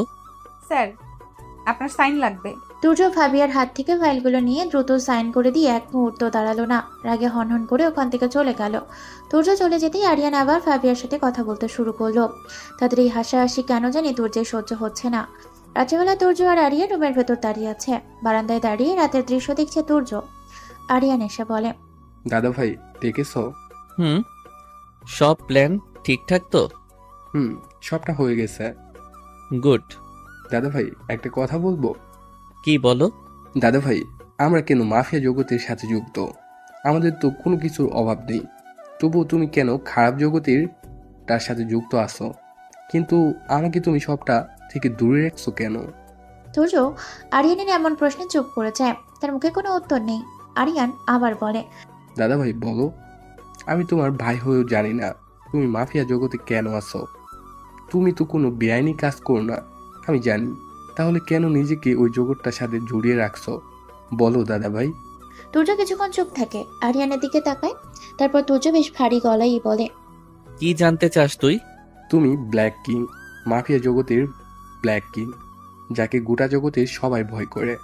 কিন্তু তুমি আসলে কি করো? মাফিয়া কিং এর আসল কাজ কি? আমার বিশ্বাস আমার দাদাভাই যে কিনা আমাকে সৎ পথে থাকার শিক্ষা দিয়েছে, অন্যায় থেকে দূরে রেখেছে, সে দাদাভাই অন্যায় কাজ করে, এটা আমি বিশ্বাস করি না। তুর্যের চোখ দুটো যেন কেবল কঠিন হয়ে আসে। সে আরিয়ানের দিকে চেয়ে চোখ সরিয়ে নিয়ে বলে, মাফিয়া এমন একটা জগৎ যেখানে কেউ একবার ঢুকলে আর বের হয়ে আসতে পারে না। আমিও পারিনি। আমি তৈরি হয়ে গেছি মাফিয়া জগতের ব্ল্যাক কিং। আমি কখনো চাইনি তুই এসবের সাথে জড়িয়ে যা, তাই সব সময় তোকে এসব থেকে দূরে রেখেছি। তোকে সঠিক শিক্ষা দিয়েছি, আর আমি পেরেওছি। তুই মানুষের মতো মানুষ হয়েছিস। আমি আর কিছু চাই না, আর কিছু না। তুর্যের কথাগুলো বলে দ্রুত ওখান থেকে চলে যায়, যেন সে আর এই বিষয়ে একটা কথাও বলতে চায় না। আরিয়ান নিজের মনে বলে, দাদা ভাই, আজ আবারও এড়িয়ে গেলে তুই। আসলে তুই কি করিস সেটা তো আমি জানবই। পরদিন অফিসে আরিয়ানের মনটা আজ ভারাক্রান্ত। তুর্য দাদা ভাইয়ের মাফিয়া কাজগুলো নিয়ে কোনো তথ্যই সে জোগাড় করতে পারছে না। ব্ল্যাঙ্ক ওয়াচ এর আন্ডারে তুর্য যেসব কাজ করে বা যাদের দিয়ে কাজ করায়, সেসব কাজকর্ম বা লোকজন সম্পর্কে যেন গোটা বিশ্ব এক চরম গোপনীয়তা বজায় রাখা হয়েছে। এত চেষ্টা করেও একটা সুতো খুঁজে পেল না আরিয়ান। তার মনটা তাই বিক্ষিপ্ত হয়ে আছে। তার চিন্তার ঘোর ভাঙে ফাবিয়ার মিষ্টি ডাকে। Hello sir. হ্যালো সাবিহা, কেমন আছো? আলহামদুলিল্লাহ ভালো, আপনি? আলহামদুলিল্লাহ আমি ভালো। স্যার আপনার কি মন খারাপ? আপনাকে একটু অন্যরকম লাগছে। কই না তো, তেমন কিছু না, একটু কাজের চাপ। স্যার একটা কথা আপনাকে বলার ছিল। কি? আমার ক্লাস আছে আজকে, তাই আমাকে একটু তাড়াতাড়ি যেতে হবে, আর আগামীকাল আমি অফিসে আসতে পারবো না। কেন, জরুরি কাজ? হ্যাঁ, কলেজে একটু দরকার আছে, কিছু পেপার ওয়ার্ক জমা দিতে হবে। ও, এখন কলেজে যাবে তাহলে? চলো আমি নামিয়ে দিয়ে আসি। না না, তার কোনো দরকার নেই, আমি চলে যেতে পারবো, ট্যাক্সি নিয়ে নেব। আরিয়ান মুখটা একটু মলিন করে ফেলে। আমাকে তুমি বন্ধু ভাবতে পারোনি এখনো, তাই না? সামান্য একটা সাহায্য নিতে পারছো না। আরিয়ানের এই কথায় ভাবে কিছুটা নরম হয়ে যায়। সে তার দিকে তাকিয়ে মিষ্টি হাসে। চলুন। আরিয়ানের মুখে হাসি ফোটে, সে বলে, যেতে পারি, কিন্তু একটা শর্তে। কি শর্ত? আমাকে অফিসের বাইরে তুমি করে রাখতে হবে। আর রোহান, মানে আরিয়ান বলতে হবে, সার্ফার নয়, শুধু আরিয়ান। ওকে। ফাবিয়া আর আরিয়ান দ্রুত অফিস থেকে বেরিয়ে যায়। এদিকে তুর্য তার ল্যাপটপে বসে অফিসের সিসিটিভি ফুটেজ দেখছিল। ফাবিয়া আর আরিয়ানের পুরো কথোপকথন সে শুনতে পায়নি, কিন্তু সে দেখল ফাবি হেসে হেসে আরিয়ানের সাথে কথা বলছে। তারপর দুজন একসাথে অফিস থেকে বেরিয়ে গেল। এই দৃশ্যটা যেন তুর্যের বুকের ভেতর আগুন ধরিয়ে দিল। তার মুখটা শক্ত হয়ে এলো। তুর্য উত্তেজিত হয়ে নিজের মনেই বলে, আমার এমন লাগছে কেন? তাহলে কি আমি ফাবিয়াকে... না, এটা হতে পারে না। তুর্য রায়ান কাউকে ভালোবাসতে পারে না, কারোর প্রতি নিজের দুর্বলতা প্রকাশ করতে পারে না। তুর্য দ্রুত ল্যাপটপটা বন্ধ করে দেয়। তার ভিতরে তীব্র অস্থিরতা কাজ করছে, যা সে দমন করতে চাইছে। সে জানে এই অনুভূতি তার জন্য চরম বিপদ ডেকে আনতে পারে। ওদিকে আরিয়ান ফাবিয়ার কলেজের সামনে গাড়ি দাঁড় করালো। ম্যাম, আপনার কলেজে এসে গেছি। থ্যাঙ্কস, অনেকটা পথ বাঁচিয়ে দিলে। ওয়েলকাম। বন্ধুর জন্য এতটুকু করাই যায়। ফাবিয়া হাসে। শোনো, চলো আমার এক বন্ধুর সাথে দেখা করাই। সে তোমার বিরাট বড় ফ্যান। ও, তাই নাকি? তাহলে তো দেখা করতে হচ্ছে। আমি গাড়িটা পার্কিং করে আসতেছি, তুমি একটু অপেক্ষা করো। আরিয়ান দ্রুত গাড়ি পার্কিং করে ফাবিয়ার কাছে আসে। চলো। ফাবিয়ার আরিয়ান কলেজে ঢোকে। ক্যাম্পাসের ভেতর আরিয়ান দেখে সবাই অবাক হয়ে যায়। তার ওপর ফাবিয়ার সাথে তাকে দেখে অবাকের মাত্রাও অনেক বাড়ে। সবাই ফিসফিস করে কথা বলতে শুরু করে। কিছু মেয়ে তো চোখ বড় বড় করে তার দিকেই তাকিয়ে রইল। ফাবিয়া সেসব পাত্তা না দিয়ে তার বন্ধু রুহির কাছে আরিয়ানকে নিয়ে আসে। ফাবিয়া, কিরে, কোথায় ছিলে এতদিন? কোনো খোঁজ খবর নেই তোর? বলছি সবটা, তার আগে দেখো তো আমার পাশে কে। রুহি ফাবিয়ার পাশে দাঁড়ানো আরিয়ানকে দেখে পাথর হয়ে যায়। সে বিশ্বাস করতে পারছে না যে তার সামনে সত্যি আরিয়ান দাঁড়িয়ে আছে। সে নিজের চোখ ভালো করে ডলে আবার তাকালো। এটা সত্যি আরিয়ান তো। আরিয়ার এমন কাণ্ড দেখে আরিয়ান না হেসে পারে না। আরিয়ানের হাসির শব্দে রুহি আরো বেশি মুগ্ধ হয়ে তার দিকে তাকিয়ে ক্রাশ খেয়ে যায়। এই রুহি। ফাবিয়ার ডাকে রুহির জ্ঞান ফিরে। সে দ্রুত নিজের সামনে নেয়। রুহি যেন স্বপ্ন দেখছে। সে বলে, হ্যাঁ বল। কি করছিস তুই এসব? আমি বিশ্বাস করতে পারছি না, আমার সামনে আরিয়ান রায়হান দাঁড়িয়ে আছে, সে হাসছে। আরিয়ান মৃদু হাসে। আমি সত্যি আরিয়ান। আরিয়ানের মতো দেখতে অন্য কেউ নয়। রুহি আরিয়ানের কথা শুনে লজ্জায় লাল হয়ে যায়। রুহির লজ্জা রাঙা মুখ দেখে আরিয়ানের বুকের ভেতর অদ্ভুত ভালো লাগার চিনচিন ব্যথা অনুভূত হয়। আরিয়ান, ও হলো রুহি, আমার সবচেয়ে কাছের বন্ধু। হ্যালো রুহি।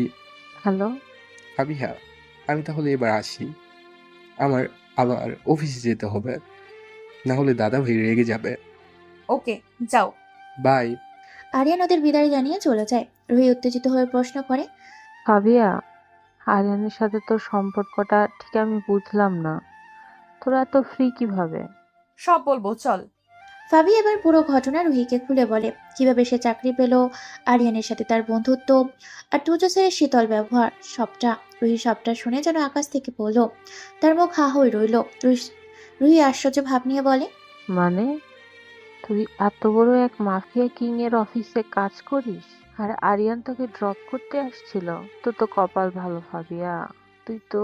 চুপ, এটা কেউ না জানে, প্লিজ। ঠিক আছে ঠিক আছে, কিন্তু ওই একটা কথা বলবো। বল। আমার সাথে আরিয়ানের লাইন করে দিবি, মানে একটু কাছাকাছি আসার ব্যবস্থা করে দিবি। ফাবিয়া হা করে রুহির দিকে তাকিয়ে থাকে। রুহি তাকে ওইভাবে তাকিয়ে থাকতে দেখে বলে, কি হলো, এভাবে তাকিয়ে আছিস কেন? রুহি, কি বলছিস এসব তুই? আমি আরিয়ানের সাথে তোর রিলেশন করাবো? আমি তো নিজেই কারোর সাথে রিলেশন করতে পারি না। তুই কি বলতে চাইছিস? হ্যাঁ, আমি নিজেই তো তুর্য স্যারের উপর লাট্টু হয়ে আছি, কিন্তু মশাই তো আমাকে পাত্তাই দেয় না। হিম শীতল একটা বরফ খণ্ড যেন। ফাবিয়ার কথা শুনে রুহি একটা স্বস্তির নিঃশ্বাস ফেলে। বাচালি ভাই, আমি ভাবলাম তুই আরিয়ানকে পছন্দ করিস, আমার তো হাড় বেরিয়ে যাচ্ছিল। পাগলি। পরদিন রাত্রেবেলা তুর্য তার বিশাল বেডরুমে একা বসে আছে। তার মনটা আজ কিছুতেই শান্ত হচ্ছে না। গত 2 দিন ফাবিয়া অফিসে আসেনি। ফাবিয়ার কি হলো? 2 দিন অফিসে আসলো না? শরীর টরীর খারাপ করলো না তো? তুর্য নিজেকে বোঝানোর চেষ্টা করে কিন্তু পারে না। ফাবিয়ার অনুপস্থিতি যেন তাকে পুরো রুটিন এলোমেলো করে দিয়েছে। তুর্য ভাবতে থাকে, আমি কেন এত উত্তেজিত হচ্ছি? হ্যাঁ হ্যাঁ, আমি বড্ড ভালোবেসে ফেলেছি ফাবিয়াকে। ওকে আমি কিছুতেই ছাড়তে পারবো না। এই অনুভূতি আমি আর অস্বীকার করতে পারছি না। তুর্য তার জীবনের প্রথমবারের মতো এই দুর্বলতা অনুভব করছে। মাফিয়া জগতের পেরাং কিং আজ ভালোবাসার কাছে হার মানল, কিন্তু এই স্বীকারোক্তি তাকে আরো বেশি জেদি করে তোলে। ফাবিয়া তার এই ভাবনা তার মনে গেঁথে যায়। পরদিন সকালে ফাবিয়া এখনো অফিসে আসেনি। তুর্য এবার সত্যি সত্যি ফাবিয়ার জন্য চিন্তা হচ্ছে। সে আর অপেক্ষা করতে পারল না। আরিয়ান, একবার আমার রুমে আয়। আরিয়ান কিছুক্ষণের মধ্যেই তুর্যের কেবিনে আসে। দাদা ভাই, ডাকছিলি? হুম, বলছি। আমার সেক্রেটারি কোথায় গেল? ও, তোকে তো বলা হয়নি। ফাবিহার কলেজে দরকার ছিল, তাই কালকে অফিসে আসেনি, আর বললো আজকে আসবে, তবে একটু দেরি হতে পারে। সেটা আমাকে বলতে হয় না? আমি জানি না, তোকে বলছে ফাবিয়া যেতে, যে কাল আসবে না আর আজকে আসতে দেরি হবে, সেটা তো সকালেও ফোন করে আমাকে বলেছে। ও, ওই শোন, আমার একটা মিটিং আছে, আমি বেরিয়ে যাচ্ছি। তুই ফাবিয়াকে বলে দে সরাসরি যেন সেখানে চলে যায়।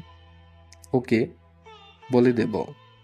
তুর্য মিটিং এর জন্য বেরিয়ে যায়। আরিয়ান ফাবিয়ার ফোনে কল দেয় আর সে যেন সরাসরি মিটিং এ জায়গায় চলে যায়। মিটিংটা হচ্ছে শহরের বিখ্যাত একটা 5 স্টার হোটেলে। ফাবিয়া মিটিং শুরু হবার ঠিক 3 মিনিট আগে সেখানে চলে আসে। ফাবিয়া দম নিয়ে মনে মনে বলে, একটু আগে এসেছি, না হলে স্যার তো আমাকে কিমা বানিয়ে ছাড়তেন। তুর্য ফাবিয়াকে আর চোখে একবার দেখে মিটিং শুরু করে। মিটিং এ সে যেন স্বাভাবিকের চেয়েও বেশি গম্ভীর, শীতল আর পেশাদারী। মিটিং শেষে সবাই চলে যায়, থাকে শুধুমাত্র তুর্য আর ফাবিয়া। ফাবিয়া ফাইলগুলো গুছিয়ে নিয়ে তুর্যর দিকে তাকায়। স্যার, যাবেন তো? তুর্য ফাবিয়াকে কিছু না বলে স্থির দৃষ্টিতে তার দিকে এক পা দুপা করে এগিয়ে যেতে লাগলো। তুর্যের এমন আচরণে ফাবিয়া খুব অবাক হয়। তার দিকে তুর্যের এগিয়ে আসা দেখে ফাবিয়া পেছাতে শুরু করে। স্যার, আপনি এভাবে এগিয়ে আসছেন কেন? তুমি পেছাচ্ছ কেন? মানে? ফাবিয়া পেছাতে পেছাতে দেয়ালে গিয়ে নিজের পিঠ ঠেকায়। তুর্য সাইড কাটিয়ে বের হতে যাবে, ঠিক তখনই তুর্য দ্রুত এসে ফাবিয়ার দুটো হাত দেয়ালে চেপে ধরে ফাবিয়াকে আটকে দেয়। ফাবিয়া এমন পুরোপুরি তুর্যের কাছে বন্দী। ফাবিয়ার বুক ধরপড় করে কাঁপতে থাকে। তুর্য এত কাছে সে আর কিছু ভাবতে পারছে না। মনে হচ্ছে এখনই হার্ট অ্যাটাক হয়ে যাবে ওর। এই শীতল মানুষটার ভেতর যে এক আগ্নেয়গিরি চাপা আছে তা সে এই মুহূর্তে স্পষ্ট অনুভব করতে পারে। ফাবিয়া কাঁপা কাঁপা গলায় বলল, স্যার, কি করছেন? তুর্য নিজের মুখটা ফাবিয়ার মুখের দিকে এগিয়ে নিয়ে যায়। ফাবিয়া ভয়ে চোখ বন্ধ করে। তুর্য আলতো হেসে ফাবিয়ার মুখে ফু দিয়ে মুখের সামনে পড়ে থাকা চুলগুলো আলতো করে উড়িয়ে দেয়। ফাবিয়ার চোখগুলো ভয়ে আরো শক্ত করে বন্ধ হয়ে যায়। সে শ্বাস নিতেও যেন ভুলে গেছে। তুর্য ফাবিয়ার এমন কাণ্ড দেখে হাসতে থাকে। তার এই হাসি যেন কোনো এক অজানা সুরের মতো। তুর্যের হাসির শব্দ শুনতে পেয়ে ফাবিয়ার চোখ তুলে তাকায়। সে সূর্যের দিকে হাঁ করে তাকিয়ে থাকে। এই প্রথম সে সূর্যকে হাসতে দেখেছে। তার এই হাসি যেন পুরো পরিবেশটাকে এক লহমায় বদলে দেয়। তুর্য ফাবিয়ার দিকে তাকিয়ে থাকতে থাকতে হাসি থামিয়ে বলে, কি দেখছো? আপনার হাসি।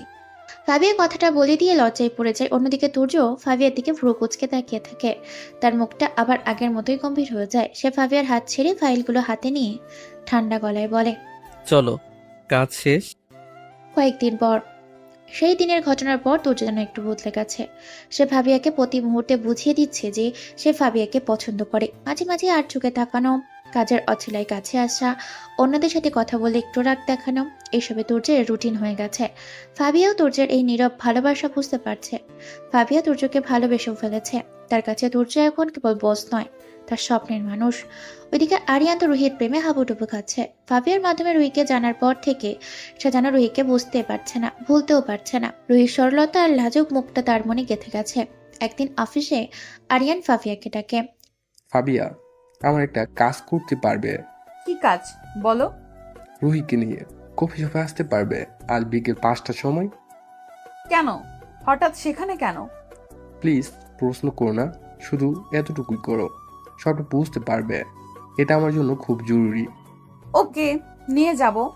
আরিয়ানের কথা মতো রুহিকে নিয়ে ফাবিয়া শহরের নাম করা কফি শপে উপস্থিত হয়। রুহি চারপাশে তাকিয়ে দেখে। ফাবিয়া বলে, এখানে আনলি কেন? এখানে তো আমরা আসি না সাধারণত। একটু ওয়েট করো, সবটা বুঝতে পারবি। ওকে। ঠিক তখনই আরিয়ান সেখানে আসে। হাই, আরিয়ান তুমি? হ্যালো আরিয়ান। চলো বসি। কি কফি নেবে? Cold coffee. রুহি, তুই কি নিবি? Cold coffee. রুহির শ্বাস আর যেন আটকে যায়। রুহি কিছুই বুঝতে পারছে না আরিয়ান এখানে কেন, আর ফাবিয়া কেন তাকে এখানে নিয়ে এসেছে। সব কেমন যেন গোলেমেলে লাগছে। আরিয়ান 3টে কোল্ড কফি অর্ডার দেয়। তারপর আরিয়ান ফোনে কথা বলার ভান করে বলে, আমার একটা কল এসেছে, দরকারি, আমি একটু আসতেছি। আরিয়ান উঠে চলে যায়। রুহি ফাবিয়াকে জিজ্ঞেস করতে যায়, ঠিক তখনই ফাবিয়ার ফোনে একটা মেসেজ আসে। ফাবিয়া তাড়াতাড়ি বলে, রুহি একটু বস, আমি এক্ষুনি আসছি। আরে কোথায় যাচ্ছিস? আসছি। ফাবিয়া চলে যায়। রুহি কিছুই বুঝতে পারলো না, সবটা যেন তার মাথার উপর দিয়ে চলে গেল। সে একা একা কফির অপেক্ষা করতে থাকে। ওদিকে কফি শপের বাইরে আরিয়ান অপেক্ষা করছে ফাবিয়ার জন্য। এসো। আমাকে ডাকলে কেন এখানে? কি হচ্ছেটা কি? রুহি তো কিছুই বুঝতে পারছে না। এরপর আরিয়ান যা বলল তাতে ফাবিয়া অবাক হয়। তার মুখে একটা উজ্জ্বল হাসি ফুটে ওঠে। আরিয়ান বলে, আমি রুহিকে প্রপোজ করব। তোমাকে ওকে আনতে বললাম না, কিন্তু তুমি না থাকলে রুহি আসবে না, তাই আমি তোমাকে রুহিকে আনার জন্য ডেকেছিলাম। কি, তুমি প্রপোজ করবে? দারুণ। তুমি তো আমাকে প্রপোজ করার ব্যাপারটা বলনি। প্রপোজ করার পর তোমাকে বলতাম, কিন্তু এখন তোমার সাহায্যের দরকার ছিল। এমন তুমি ভেতরে গিয়ে রুহির সাথে গল্প করো। আচ্ছা ঠিক আছে। ফাবিয়া আরিয়ানের কাঁধে আলতো চাপড় মেরে সেখান থেকে দ্রুত যাবার জন্য পা বাড়ায়। আরিয়ান ফাবিয়ার হাত ধরে। তারপর হুট করে আরিয়ান ফাবিয়ার সামনে হাঁটু গেড়ে বসে। তার হাতে একটা লাল গোলাপ। আরিয়ানের চোখে মুখে সামান্য উত্তেজনা আর কিছু লাজুকতা। আরিয়ান ফাবিয়ার দিকে গোলাপটা এগিয়ে দিয়ে রোমান্টিক গলায় বলে, আমি তোমাকে ভালোবেসে ফেলেছি সেই প্রথম দিন দেখেই, যখন তুমি আমার অফিসে পা রেখেছিলে। তুমি কি আমার জন্য পথ চলার সঙ্গী হবে? আমার জীবনের জন্য তুমি কি আমাকে বিয়ে করবে? ফাবিয়া আরিয়ানের এমন কাণ্ডে আকাশ থেকে পড়ল। সে স্তব্ধ হয়ে আরিয়ানের দিকে তাকিয়ে রইল। ফাবিয়ার চোখগুলো বড় হয়ে গেছে। সে বিশ্বাস করতে পারছে না আরিয়ান এইমাত্র কি বলল। ফাবিয়া বিস্মিত চোখে তাকিয়ে বলে, কি হলো এটা? মানে তুমি? আরিয়ান বসা থেকে উঠে দাঁড়ালো। তার মুখে একটা দুষ্টু হাসি। সে ভাবিয়ার হাতে গোলাপটা গুজে দেয়। আরিয়ান আস্তে আস্তে বলে, কেমন হলো প্রপোজালটা? ভালো, কিন্তু আমি তো কিছুই বুঝলাম না। এইসব কি করলে তুমি? তোমাকে দিয়ে দেখলাম সব ঠিকঠাক আছে কিনা, প্রপোজালটা পারফেক্ট হলো কিনা। মানে? আমি রুহিকে প্রপোজ করব। তুমি তো জানো আমি রুহিকে কতটা পছন্দ করি, তাই তোমার উপর ট্রায়াল দিলাম। কেমন লাগলো? খুব নার্ভাস লাগছিল আমার। ফাবিয়ার মুখটা হাও হয়ে যায়। সে কিছুক্ষণ আরিয়ান দিকে অপলক তাকিয়ে থাকে। কি হলো? মুখটা বন্ধ কর, মাসি ঢুকবে। এটা ঠিক হলো না, একদম ঠিক হলো না। কেন? কি ঠিক হলো না? তুমি আমাকে না ভালোবেসে ওই রুহিকে ভালোবাসবে? আমি তো তোমাকে ভালোবাসি। আরিয়ান হো হো করে হেসে উঠল। আরিয়ান ঠাট্টার ছলে বলে, ও মাই গড, ওই আমি তোমাকে কেন ভালোবাসবো? তুমি তো আমার ভাবি হবে। কি কি হবে? আমার দাদা ভাইয়ের কি হবে? আমার দাদা ভাই তো তোমার প্রেমে হাবুডুবু খাচ্ছে। আমি তোমাকে আমার ভাবি বানাবো, সেই জন্য তো সেক্রেটারি করে রেখেছি। নয়তো তুমি দেরিতে আসা সত্ত্বেও দাদা ভাই তোমাকে রাখতো। সে তো এসব একেবারেই বরদাস্ত করে না। মানে তুর্য স্যার? হ্যাঁ, এবার চলো, রুহি অপেক্ষা করছে। ফাবিয়া আরিয়ানের কথাগুলো হজম করার চেষ্টা করছে। সে দ্রুত কফি শপের ভেতরে যায়। ফাবিয়া স্বস্তি ও আনন্দ মিশ্রণে যেন খুশিতে লাফিয়ে ওঠে মনে মনে। সে বলে, আচ্ছা, আমি আগে যাই রুহির কাছে, দেখি ম্যানেজ করি। ফাবিয়া কফি শপের ভেতরে রুহির টেবিলে গিয়ে ফিরে আসে। রুহি একা বসে আছে। রুহি বিরক্ত হয়ে প্রশ্ন করে, কোথায় ছিলি তুই? আরিয়ান কোথায়? ও ফোন হাতে নিয়ে চলে গেল, তুইও চলে গেলি? একটা কাজ ছিল, আরিয়ানও তো এখনই চলে আসবে। ও।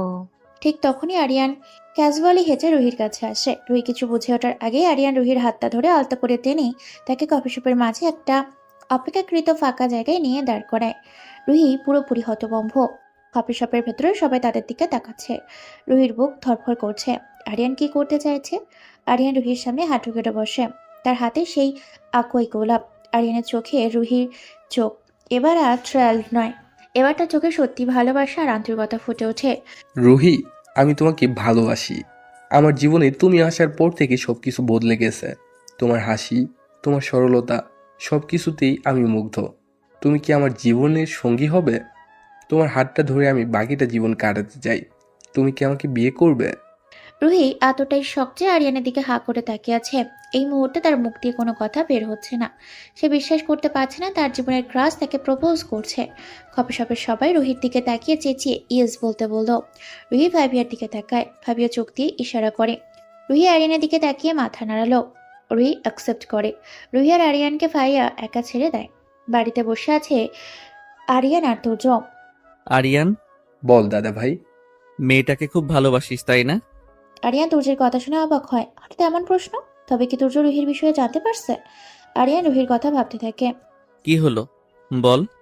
দাদা ভাই তুই? আমি ও ওই কফি শপে উপস্থিত ছিলাম। দাদা ভাই, খুব ভালোবাসি ওকে। চিন্তা করিস না, তোর ভালোবাসার মানুষটার সাথে তোর বিয়ে আমি শীঘ্রই দিয়ে দেব। থ্যাঙ্কস দাদা ভাই। আরিয়ান খুশিতে জড়িয়ে ধরে। আরো কয়েকটা দিন কেটে যায়। তুর্য ফাবিয়াকে আগের মতো এড়িয়ে চলতে থাকে। দরকার ছাড়া কথা বলে না, যেটা ফাবিয়াকে খুব কষ্ট দিচ্ছে। ফাবিয়া আর থাকতে পারছে না, তাই তুর্যকে গিয়ে সরাসরি বলল। স্যার। তুর্য ফাবিয়াকে এখন থেকে খুব অবাক হয়। সে বিরক্ত স্বরে বলে, পারমিশন না নিয়ে কেবিনের ভেতরে আসলে কেন? আপনার সাথে আমার কিছু কথা আছে। যা কথা পরে বলবে, আমি এখন ব্যস্ত। কথাগুলো এক্ষুনি শুনতে হবে। ফাবিয়ার এমন কথা শুনে তুর্য ফাবিয়ার দিকে তাকায়, তারপর বলে, কি বলবে বলো। আমাকে ইগনোর করার কারণ? তুর্য আবার চমকে উঠলো ফাবিয়ার কথা শুনে, কিন্তু কোনো কথা বলল না। কি হলো বলুন? কেন হঠাৎ করে আমাকে ইগনোর করছেন? কেন আমার সাথে কথা বলা বন্ধ করে দিয়েছেন বলুন? আমি তোমার প্রশ্নের উত্তর দিতে বাধ্য নই। আপনি বাধ্য কিনা জানি না, কিন্তু আমি এর উত্তরটা না জেনে এখান থেকে নড়বো না। ওকে, থাকো তুমি। তুর্য কথাটা বলে কাজ করতে শুরু করলো। ফাবিয়া তুর্যর দিকে কিছুক্ষণ হাঁ করে তাকিয়ে থেকে সামনে থাকা চেয়ারে ধপ করে বসে পড়ল। তুর্য মাথা তুলে একবার ফাবিয়াকে দেখে আবার কাজ করতে লাগলো। কিছুক্ষণ পর তুর্য কেবিন থেকে বেরিয়ে গেল। ফাবিয়া গাল ফুলিয়ে বসে থাকলো। 1 ঘন্টা পর তুর্য কাজ থেকে এসে দেখে ফাবিয়া এখনো বসে আছে সেখানে। তুর্য বলে, তুমি যাওনি? না। কেন এসব প্রশ্ন নিয়ে এসেছো আমার কাছে? ফাবিয়া তুর্যর কথা শুনে মাথা তুলে তাকালো। আপনি বলুন, কেন ইগনোর করছেন? কেন কথা বলছেন না? আমি তোমার সাথে কথা বললে তোমাকে যে ভালোবাসে সে কষ্ট পাবে, সেটা আমি চাই না। ফাবিয়া তুর্যের কথায় আকাশ থেকে বলল, কি বলে তুর্য? মানে? আমি সবটা দেখেছি, তাই আমার সামনে নাটক করতে হবে না। ফাবিয়া কিছু বুঝতে পারছে না, সবটা মাথার উপর দিয়ে চলে যাচ্ছে। তোমরা একে অপরকে ভালোবাসো, আমি তোমাদের বিয়ের ব্যবস্থা করব খুব তাড়াতাড়ি, কথা দিলাম। ফাবিয়া তুর্যের কথা এমনিতেও বুঝতে পারছে না, তার উপর তুর্যের ওসব কথা শুনে রেগে বোম হয়ে গেল। ওই তুই কি বললি? আমার বিয়ে দিবি? আমি তো তোকে খুন করব। তোর সাহস কি করে হলো আমাকে বিয়ে দেবার কথা বলার? তুর্য হাঁ করে তাকিয়ে আছে ফাবিয়ার দিকে। তোর মুখে যদি আমার বিয়ে দেবার কথা শুনি, তাহলে তোকে আমি খুন করব বলে দিলাম। ফাবিয়া কেবিন থেকে বেরিয়ে চলে গেল। তুর্য হাঁ করে তাকিয়ে আছে ফাবিয়ার যাবার দিকে। ফাবিয়া আমার উপর রেগে গেল কেন? সে আর কিছু বললো না। সেদিন রাত্রেবেলা তুর্য তার বাড়ির ছাদে উঠে দাঁড়িয়ে আছে। কিরে দাদা ভাই, তুমি এখানে দাঁড়িয়ে আছো কেন? এমনি। ও, তোর রিলেশন কেমন চলছে? এ তো ভালোই। রুহি বলছিল তোমার সাথে দেখা করবে, কবে আনবো বলো? কে রুহি? রুহি কে তুমি জানো না? আরে রুহি হলো সেই মেয়ে যাকে আমি কবি শপে ভালোবাসার কথা বলেছিলাম, যার সাথে আমার সম্পর্ক। তুমি তো সবটা দেখেছো বললে। তুর্য যেন আরো বেশি অবাক হয়ে যায়। সে বলে, আমি দেখেছিলাম? কবে? কি দেখেছিলাম? দাদা ভাই কি বলছো? তুমি তো সেই দিন আমাকে বললে তোমরা একে অপরকে ভালোবাসো, তাই না? কবি শপের ব্যাপারটা, রুহি, ফাবিয়ার আমার কথা। তুর্য মাথা চুলকালো। সব যেন তার মাথার উপর দিয়ে যায়। সে বলে, ফাবিয়া, রুহি আর তুই কফি শপে কি দেখেছিলাম? তুর্যর মনে পড়লো সেদিন সে শুধু ফাবিয়া আর আরিয়ানকে একসাথে দেখেছিল। ফাবিয়া ইশারা করেছিল, আরিয়ান মাথা নাড়িয়েছিল। সে বেশি কিছু সে দেখেনি। সে ভেবেছিল ফাবিয়াই রুহি। তুমি কি খুব টেনশনে আছো দাদা ভাই? ফাবিয়া কিছু বলছে? না মানে ফাবিয়া আমাকে কেন বলল যে আমি তার বিয়ে দিতে চাইলে সে আমাকে খুন করবে? ফাবিয়া বিয়ে মানে রুহির কথা বলছো? না, ফাবিয়ার কথা। সে তো তোর। আমার কি দাদা ভাই, ফাবিয়া তো শুধু আমার বন্ধু, আর সে রুহিরও বন্ধু। আমরা 3 জন ভালো বন্ধু। তুমি ভুল বুঝছো। ফাবিয়া আর আমার মধ্যে ওরকম কিছু নেই। কি তাহলে কফি শপে? কফু শপে বাহিরে প্রপোজ করছিলাম ফাবিয়াকে, সেটা দেখছিলা? হ্যাঁ, ওইটা। হাই রে, ওটা তো আমি ফাবিয়াকে বলে দেখেছিলাম কেমন হবে। কি যে দেখলা। শোনো ফাবিহার, আমি শুধু ভালো বন্ধু। তুর্যর মুখে রং পাল্টে যায়। সে ভুল বুঝেছে, মারাত্মক ভুল। আর এই ফুলের কারণে সে ফাবিয়াকে এড়িয়ে চলেছিল, আর বিয়ে দেওয়ার কথা বলে ফাবিয়া রাগিয়ে দিয়েছে। তুর্য মনে মনে বলে, ও মাই গড, আমি কি করে ভাবলাম ফাবিয়া। কি ভাবলে দাদা ভাই? তুমি কি ভাবছিলে ফাবিয়া আর আমার মধ্যে কিছু আছে? না মানে আমি আসলে আর ফাবিয়ার বয়ফ্রেন্ড আছে তো। আচ্ছা, তুমি এসব নিয়ে কেন ভাবছো? তুমি ফাবিয়াকে এড়িয়ে চলছিলে কেন? না মানে কাজের চাপ ছিল তাই। ও, তুর্যর মনে এক অন্যরকম তোলপাড় শুরু হয়। সে কেন ফাবিয়াকে এড়িয়ে যাচ্ছে? কেন ফাবিয়া বিয়ে দেওয়ার কথায় সে অস্থির বোধ করছে? ফাবিয়া যখন রেগে গেল তখন কেন তার খারাপ লাগলো? তবে কি সে ফাবিয়াকে? তুর্য নিজেকে সামলে নিল। এখন শুধু একটাই কাজ, ফাবিয়ার ভুল ভাঙানো। পরদিন তুর্য তার অফিসে এসে দেখলো ফাবিয়া তার ডেস্কের কাছে দাঁড়িয়ে আছে। তুর্য সোজা ফাবিয়ার কাছে এগিয়ে যায়, তারপর বলে, ফাবিয়া শোনো, আমার কিছু কথা বলার আছে। আমার আপনার সাথে কোনো কথা নেই। প্লিজ শোনো, আমি একটা খুব বড় ভুল করেছি। ফাবিয়া তুর্যের কথা শুনে তার দিকে তাকালো। তার চোখে তখনও রাগ। সে বলে, আমি ভেবেছিলাম তুমি আর আরিয়ান একে অপরকে ভালোবাসো, আর তোমাদের বিয়ের ব্যবস্থা করার জন্যই আমি তোমাকে এড়িয়ে চলছিলাম, যাতে তোমরা তোমাদের মতো থাকতে পারো। আর সেই জন্যই আমি তোমার বিয়ে দেওয়ার কথা বলেছিলাম। প্লিজ আমাকে ক্ষমা করো, আমি সত্যিই খুব লজ্জিত। ফাবিয়া তুর্যের কথা শুনে শান্ত হয়, মুখে হাসি ফুটে ওঠে ওর। সে বলে, আপনি এমনটা ভেবেছিলেন? হ্যাঁ, আরিয়ানের সাথে কথা বলে সবটা জানলাম। আমি সত্যি খুব বোকা। বোকা না, আপনি শুধু ভুল বুঝেছিলেন। তবে একটা কথা, আমি আপনাকে খুন করার কথাটা রেগে গিয়ে বলেছিলাম। আমি জানি। এখন সব ঠিক তো? হ্যাঁ, এখন থেকে আর এড়িয়ে যাবেন না স্যার। আর এড়িয়ে যাব না, কথা দিলাম। তুর্য আর ফাবিয়া হেসে ওঠে। তুর্যর মনে এখন শুধু একটা নতুন আশা। সে এখন বুঝতে পারছে সে ফাবিয়াকে ভালোবাসে, তো ফাবিয়া যে অন্য কাউকে ভালোবাসে। এ কথা মনে হতেই তুর্যর মুখটা আরো কালো হয়ে যায়। তুর্য কি যেন একটা ভেবে আবার ফাবিয়ার কেবিনে আসে। সে মনে মনে ভাবছে ভুলটা স্বীকার না করলে ফাবিয়ার রাগ কমবে না। তো তুর্য ফাবিয়ার কেবিনে গিয়ে শুনতে পেল ফাবিয়া নিজে নিজে বলছে, শালা কাঠবিড়ালি, ইঁদুর আর শোলা, তোকে আমি আছাড় মারবো। তোর সাহস কি করে হয় আমাকে বিয়ের কথা বলার, আমাকে অ্যাভয়েড করার, আবার আমাকে এখন সরি বলছিস? তোকে তো আমি। পাশ থেকে তখনই তুর্য বলে ওঠে, কি? কে রে? ফাবিয়া পেছনে তাকিয়ে তুর্যকে দেখে থতমত খেয়ে যায়। তার মুখ দেখে মনে হচ্ছে হাতে নাতে ধরা পড়েছে। স্যার আপনি? কি যেন বলছিলে, বলো। কিছু নয় স্যার। ফাবিয়া দৌড়ে নিজের কেবিন থেকে বেরিয়ে গেল।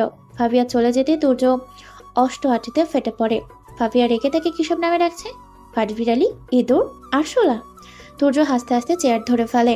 ফাবিয়া হাসির শব্দে শুনতে পেয়ে নিজের কেবিনে উকি দিয়ে দেখে তুর্য হাসতে হাসতে অবাক হয়ে তাকিয়ে থাকে। এই গম্ভীর মানুষটা এইভাবে হাসছে। তুর্য হাসি থামিয়ে কেবিন থেকে বেরিয়ে চলে যাবে, তখন ফাবিয়াকে দেখে থেমে যায়। স্যার আপনি হাসছিলেন কেন? কই, কখন? ও। তুর্য ওখান থেকে কিছু না বলে চলে যায়, কিন্তু তার মনে ফাবিয়ার সেই রাগী মুখের ছবি আর কাঠবিড়ালি ডাকটা ঘুরপাক খেতে লাগলো। তুর্যর ঠোঁটের কোণে হাসি লেগেই রইল। সে বুঝতে পারে ফাবিয়া রেগে থাকলেও তাকে তার ভালো লাগে। সেদিন রাতে, হ্যালো রুহি, কেমন আছিস? আলহামদুলিল্লাহ ভালো। তুই? আলহামদুলিল্লাহ। কি করিস? একটা কথা ভাবছি। কি? তুর্যকে কিভাবে বলবো? আমি একটা কথা বলবো, তুই বলে দে ওকে। আমার যতদূর মনে হয় সে তোকেও ভালোবাসে। আচ্ছা বলে দেবো, কিন্তু আমার ভয় লাগছে। ফাবিয়া ফোনে কথা বলতে বলতে ছাদে হাঁটছে। তার মনে হাজারো প্রশ্ন। সে কি তুর্যকে ভালোবাসার কথা বলবে?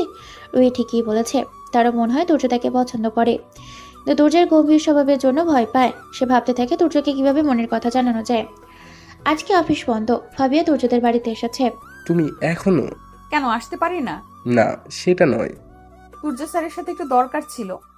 ও, তুমি তাহলে থাকো, আমি যাই।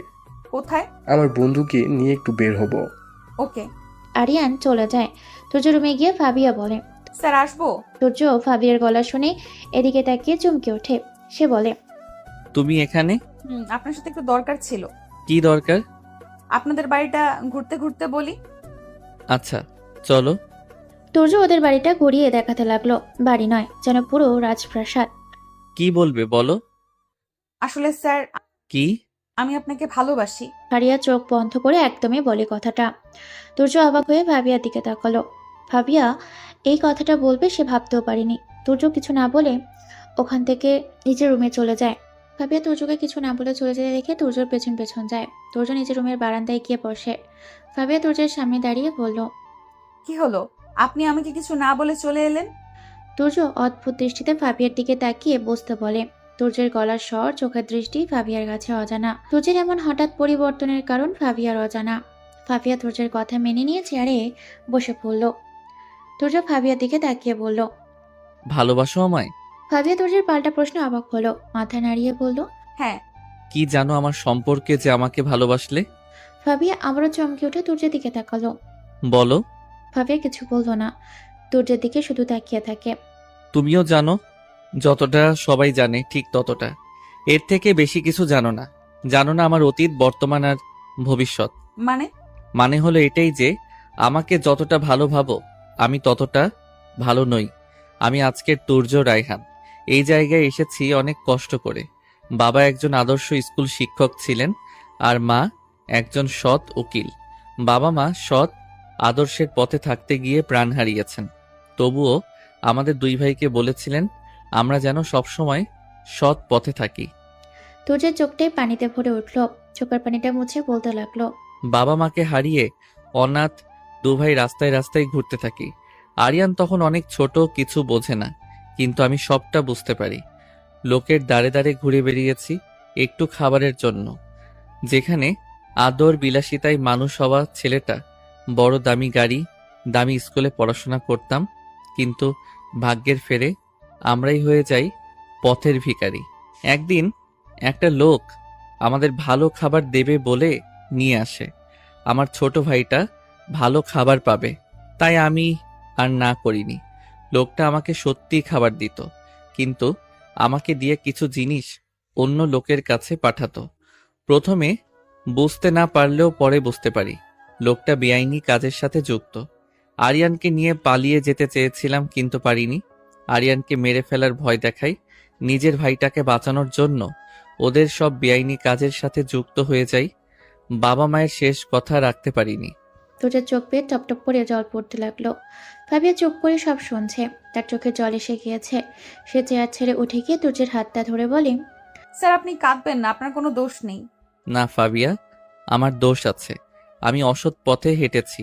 এখনো সেই সব নোংরা অতীত আমাকে তাড়া করে বেড়ায়। আমি চাই না তুমি সেই অতীতের ভাগীদার হও। আমি ভালোবাসার যোগ্য নই। না, আপনি ভুল বলছেন। আপনি একজন আদর্শ ভাই। আপনি নিজের ভাইকে বাঁচানোর জন্য সবকিছু করেছেন। আরিয়ানের জীবন বাঁচানোর কোনো ভুল কাজ নয়। আর আপনি এখন অসৎ পথে নেই। আপনি একজন প্রতিষ্ঠিত ব্যবসায়ী। অতীতকে ভুলে যান। আমি আপনার অতীত, বর্তমান, ভবিষ্যৎ সবটা নিয়েই আপনাকে ভালোবাসি। তুর্য অবাক হয়ে ভাবিয়ার দিকে তাকালো। তার চোখে গভীর ভালোবাসা। তুর্য বলে, সত্যি? হ্যাঁ সত্যি, আমি আপনাকে ছাড়বো না। ভাবিয়া তুর্যকে জড়িয়ে ধরল। তুর্য ভাবিয়াকে শক্ত করে জড়িয়ে ধরে মাথায় চুম্বন করল। সে জীবনে প্রথম সত্যিকারের ভালোবাসা আর নির্ভরতা খুঁজে পেল। ভাবিয়া তাকিয়ে আছে তুর্যের দিকে। এতটুকু বয়সে ছেলেটার ওপর দিয়ে কতই না ঝড় বয়ে গেছে। যত বড় হতে লাগলাম ততই মাফিয়া জগতের সঙ্গে আরো জড়িয়ে পড়তে লাগলাম। আমার ইচ্ছা ছিল পড়াশোনা করে মানুষের মতো মানুষ হয়ে ওঠা। আরিয়ানকে আমি একটা ভালো স্কুলে ভর্তি করিয়েছিলাম। নিজে স্কুলে না গিয়েও পরীক্ষা দিতাম। প্রতিটি পরীক্ষায় ভালো নাম্বার পেতাম, কিন্তু মাফিয়া জগৎ থেকে কখনো বের হতে পারিনি। এভাবে থাকতে থাকতে এক সময় আমি মাফিয়া জগতের কিং হয়ে উঠলাম। এই সময় ভাবিয়া চমক দিয়ে বলে ওঠে, ব্ল্যাক ওয়ার্ল্ড দলের কিং, অর্থাৎ ব্ল্যাক কিং, তাই তো? তুমি কিভাবে জানলে? মিস্টার মাফিয়া, আমি আপনার সম্পর্কে আরো অনেক কিছুই জানি। কিভাবে? তুমি কে? আমি কে সেটা জানা যে জরুরি তা নয়, কিন্তু আপনি কে সেটা আমি খুব ভালো করেই জানি। এই সময় তুর্যকে অবাক করে দিয়ে ভাবিয়া তার ব্যাগ থেকে একটা পিস্তল বের করে তুর্যের দিকে তাকিয়ে বলে, এখন আপনি আমার সঙ্গে চলুন। কোনো রকম চালাকি করার চেষ্টা করবেন না। তুর্য অদ্ভুতভাবে হাসে, বলে, তুমি এত বোকা কেন? মানে? তুর্য ভাবিয়ার হাত থেকে পিস্তলটা নিয়ে নিল। তারপর ভাবিয়ার দিকে তাকিয়ে বলল, বলো তুমি কে? তোমার আসল পরিচয় কি? আমাকে মেরে ফেললেও আমি কিছু বলবো না। দেখো ফাবিয়া, আমি চাই তুমি সত্যটা চুপচাপ বলো, নইলে আমার রাগ উঠে যাবে। আমি রাগের বশে কি করতে পারি আমি জানি না। মেরে ফেলবেন তো মেরে ফেলুন, কোনো অসুবিধা নেই। ফাবিয়ার একগুমে দেখে তুর্য তার রাগ কন্ট্রোল করতে পারল না। আচমকা সে হামলা করলো ফাবিয়ার ঠোঁটের ওপর। ফাবিয়ার শকে পড়ে কিছুই বুঝতে পারছে না। যখন বুঝতে পারি নিজেকে ছাড়ানোর চেষ্টা করে গেল, কিন্তু পারল না। শেষে ব্যথায় চুপচাপ হয়ে যায়। তুর্য কড়া হাতে ফাবিয়াকে 15 মিনিট পর ছেড়ে দেয়। দুজনেই হাঁপিয়ে ওঠে। ফাবিয়া আস্তে ধীরে জিজ্ঞেস করে, এটা কি হলো? তুমি কেন রাগ ধরালে? তাই বলে আপনি? বেশি কথা বলবে না আবার, না হলে। ফাবিয়া তাড়াতাড়ি নিজের ঠোঁটে হাত দিয়ে দিল। তুর্য ফাবিয়ার দিকে তাকিয়ে বাঁকা হাসলো। এবার বলো চুপচাপ, কি বলবো? কে তুমি? তুমি কিভাবে জানলে আমি ব্ল্যাক কিং? আসলে দেখো ফাবিয়া, আমি তো তোমাকে সব সত্যিটা বলতে যাচ্ছিলাম, কিন্তু তুমি তো সবটাই আগেই জানো। কিভাবে জানলে সত্যিটা বলো। আমি বলতে পারবো না। তখনই ফাবিয়ার ফোনটা বেজে উঠল। সে ধরার আগেই তুর্য ফোনটা হাতে নিয়ে নিল। ফাবিয়ার ফোনের স্ক্রিনে ভেসে উঠল একটাই নাম, ড্যাড। তুর্য অবাক হয়ে বলল, ড্যাড? কেই ড্যাড? ফাবিয়া চুপ করে থাকে। তুর্য ধমকে সুরে বলল, ফাবিয়া বলো, ড্যাড কে? আমার বাবা। তুর্য অবাক হয়ে গেল, কারণ সে জানতো ফাবিয়া একজন অনাথ মেয়ে, তার কেউ নেই। তুর্য ফোনটা রিসিভ করে বলল, হ্যালো, আপনার মেয়েকে যদি সুস্থ দেখতে চান তাহলে এই ঠিকানায় তাড়াতাড়ি আসুন। আর শুনুন, কোনো চালাকি করার চেষ্টা করবেন না, তাহলে মেয়েকে আর পাবেন না। কথাগুলো বলে তুর্য ফোনটা কেটে দিল। ফাবিয়া উদ্বিগ্ন স্বরে বলল, আপনি ড্যাডকে এখানে ডাকলেন কেন? ওনার জানা উচিত ওনার মেয়ে ঠিক কি কি করেছে। তুর্য তখন আরিয়ানকে ফোন করে তাড়াতাড়ি বাড়িতে আসতে বলল। কিছুক্ষণ পর ফাবিয়ার বাবা হন্তদন্ত হয়ে ছুটে এলেন তুর্যদের বাড়িতে। তিনি এসেই বলেন, আমার মেয়ে কোথায়? ফাবিয়া তার বাবাকে দেখে ছুটে গিয়ে জড়িয়ে ধরে। মেয়ের মাথায় হাত বুলিয়ে দিয়ে ফারহান খান বলেন, মা, তোকে কে এখানে আটকে রেখেছে? আমি। ফাবিয়ার বাবা অবাক হয়ে তুর্যের দিকে তাকালেন, সাথে তুর্য অবাক। ফারহান সাহেব বলেন, সূর্য, তুমি?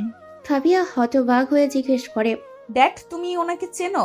ঠিক তখনই পাশ থেকে আরিয়ান বাড়িতে ঢুকতে ঢুকতে বলল, তুর্য চৌধুরীকে কে না চেনে? সবাই আরিয়ানের দিকে তাকায়। আরিয়ান মুচকি এসে বলল, উনি কে? ওনাকে তো ঠিক চিনতে পারলাম না। উনি ফারিয়ার বাবা। আরিয়ানের মুখে কোনো পরিবর্তন দেখা গেল না। সে বিষয়টা তার কাছে একদমই স্বাভাবিক। তুর্য অবাক হয়। ফারিয়া আমাদের মিথ্যে বলেছে, আমাদের ঠকিয়েছে। ফাবিয়াকে আমি সমস্ত সত্যিটা বলেছিলাম। তুর্য চরম অবাক হয়ে গেল। ফাবিয়া কি তাহলে সবকিছু জানে? মানে? ফাবিহা, আমি সমস্ত সত্যিটা বলি। যেদিন ওকে কলেজে ছাড়তে গিয়েছিলাম, মাসখানেক আগে আরিয়ান ফাবিয়ার কলেজে নিয়ে এসেছিল, সেদিন। ফাবিয়া, আমি কি তোমাকে বিশ্বাস করে একটা সত্যি কথা বলতে পারি? বলো, যদি আমাকে বিশ্বাসযোগ্য মনে হয়। জানি না তুমি বিশ্বাসযোগ্য কিনা, কিন্তু তুমি আমার দাদা ভাইকে ভালোবাসো এটা জানি। তাই এটা তোমার সত্যিটা জানার অধিকার আছে। কি সত্যি? আমার দাদা ভাই তুর্য হলো মাফিয়া কিং। সেদিন ফাবিয়া আরিয়ানের থেকে এসব শুনে অবাক হয়েছিল, তবে কিছুই বলেনি। আর আজ তুর্য সব বলেছে।